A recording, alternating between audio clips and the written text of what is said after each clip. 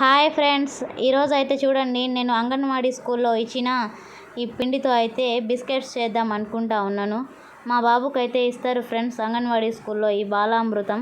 ఇంకా హాయ్ చెప్తున్నాడు చూడండి. మా బాబు అయితే బాగున్నారా అని అడుగుతున్నాడు. ఇంకా నేనైతే ముందుగా ప్యాకెట్ని అయితే కట్ చేసుకొని ఒక బౌల్ పెట్టుకొని దాంట్లో అయితే పిండిని వేసుకుంటా ఉన్నాను.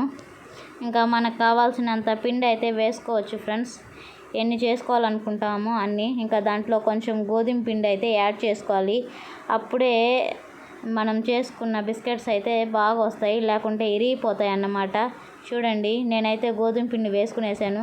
కొంచెం సాల్ట్ వేసుకోవాలి లైట్గా, ఇంకా కొంచెం సోడా, ఈ రెండు అయితే వేసుకొని ఇంకా కలుపుకోవాలన్నమాట ఫ్రెండ్స్. చూడండి, నేనైతే వేసుకునేసాను. ఇంకా ముందుగా అయితే ఇలా పొడి పిండిని కలుపుకోవాలి ఫ్రెండ్స్. తర్వాత వచ్చి నీళ్ళు వేసుకుంటూ బాగా కలుపుకోవాలి ఒక ముద్దలాగా. ఇంకా నేనైతే ఒక పెద్ద బాల్లా కలిపి పెట్టుకున్నాను.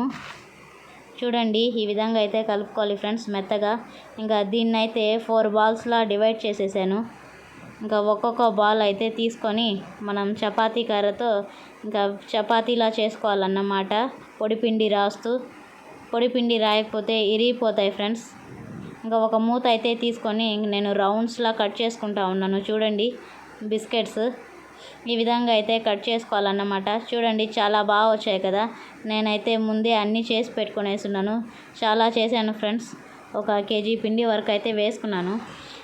ఇప్పుడు ఫైనల్గా అయితే బాండ్లీ పెట్టుకొని ఆయిల్ అయితే వేసుకున్నాను. నేను చేసి పెట్టుకున్న బిస్కెట్స్ని అయితే ఇంకా ఆయిల్లో అయితే వేసేస్తూ ఉన్నాను ఫ్రెండ్స్. ఆయిల్ అయితే కాగిపోయింది. ఈ విధంగా వేసుకున్న తర్వాత ఇంకా బాగా గోల్డెన్ బ్రౌన్ కలర్ వచ్చేంత వరకు బాగా వేయించేసి ఇంకా తీసేయాలి. ఇలా చేసి పెట్టండి, పిల్లలు అయితే బాగా తినేస్తారు ఫ్రెండ్స్.